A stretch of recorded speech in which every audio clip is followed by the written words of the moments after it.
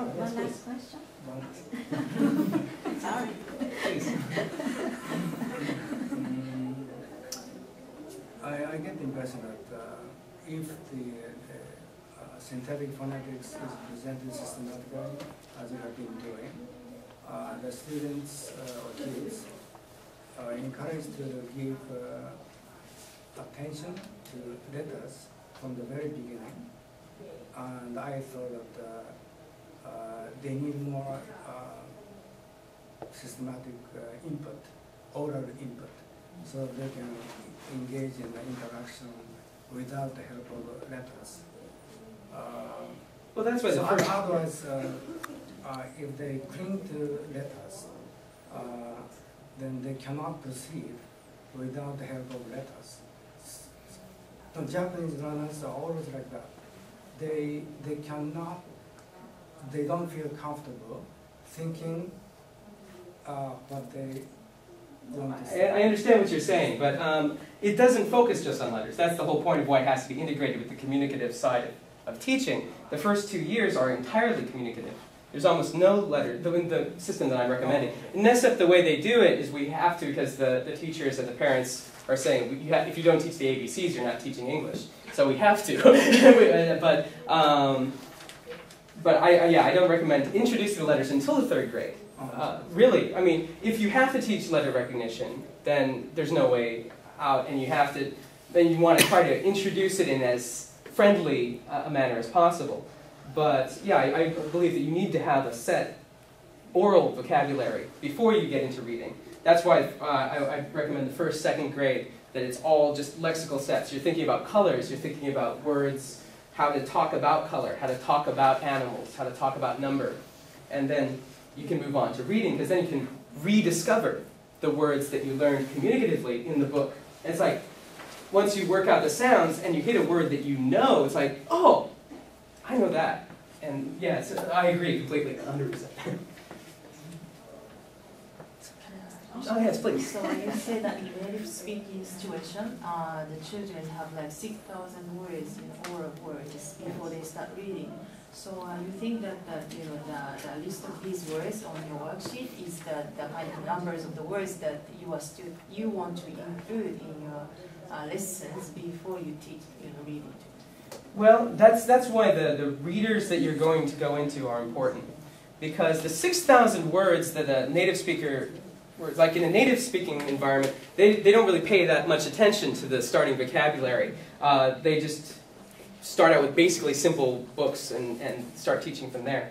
But in our situation, of course, we have to really plan which words we're going to teach. That's why you pick the readers first, and then pick out the words from the readers, so that you only really have to teach those words to get in. So it's not like they could start reading a book meant for a 3rd grader in America, but they can at least start to read something and start to develop sort of a second language pace.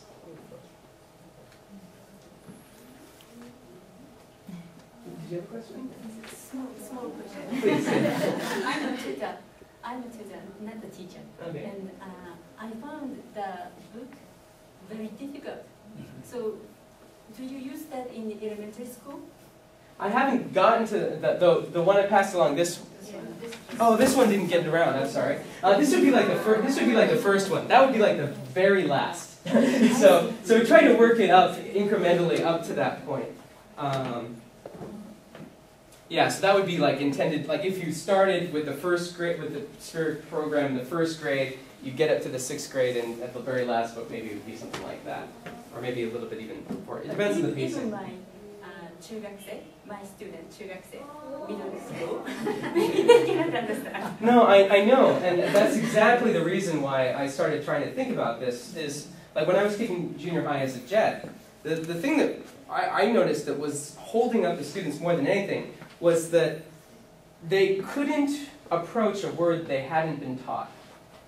And so that means that it's impossible for them to jot down a word they hear that they don't know. Or it's impossible for them to look up a word that they hear that they don't know, because they didn't know how it should go into letters. They didn't know. At least if you have some phonics, you're maybe not going to get spelling perfect, but you at least have something to go off. You can take it to the teacher and say, what is this? Or It helps you remember things. I think being able to connect the phonetic sound of a word to the written word, to the meaning, helps you be able to decode words and to figure them out, and to be able to talk about the language a little bit better. I think it's a valuable study aid. But yeah, I think that if junior high students could develop some of these skills, even if they just learned the basic principles of phonics, even just lightly, I think it would be an amazing help for them when they actually do start junior high and start to look at words that they don't know, and start to look at things they don't know, rather than just repeating what the teacher is reading out of the book, but being able to read out of the book and then ask what it means. I think is a completely opposite process. So, just a last question. In relation to the Nagahama Junior High School special program, is that going to be continued through junior high school? Well, we are having problems with that. that's what we've started really, actually, they've had to address that. They've been actually bringing junior high teachers into the elementary school to learn how we're dealing with how we teach. Because the students come from the 6th grade with these communicative skills and go into the junior high and they shut down. Yes. It's like they hit a wall. And it's like, it's a serious problem. And they're trying to work between them. But of course it's difficult because there's no federal mandate on elementary school in Japan yet. But there is in junior high. So until that is a little bit more flexible, it's a problem. But I think that if they can get the basic skills for things like reading and writing, it helps them when they get into junior high.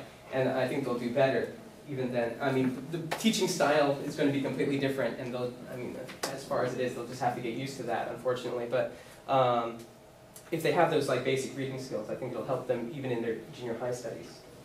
Yes, I think that you are giving a good support to the students before junior high, because junior high school teachers want to spend more time on teaching alphabets or basic reading, but because of the maybe time limit or other things going on, and it takes time too to go through the alphabet properly. Yeah, I think we would have to take our 6 years in elementary school to get them through the whole category of sounds. I mean, so do all the elementary schools in Nagahama follow kind of They don't. They haven't all implemented it yet. There's been, I mean, just some practical problems like the licensing of the books that I'm using.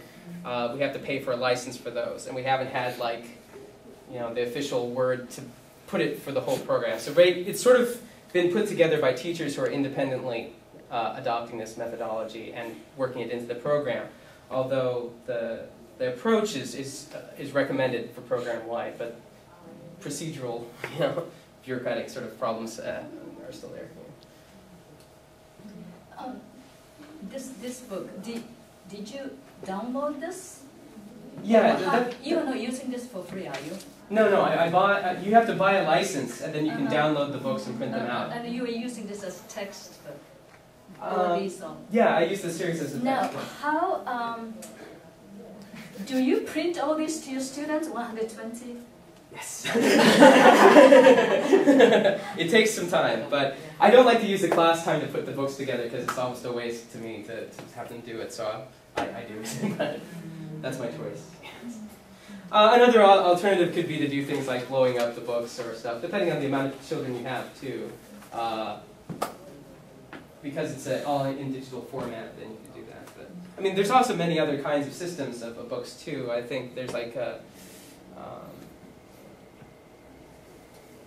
well, there's several other out there, I know, but the main thing to look out for is if you're going to teach in this way, to make sure it's books that teach them in a synthetic phonics projection that gradually introduces them. A lot of phonics materials are analytic phonics, because that's very popular to ask children, and those are very suitable for native language students. That's why a lot of the materials tend to be analytic.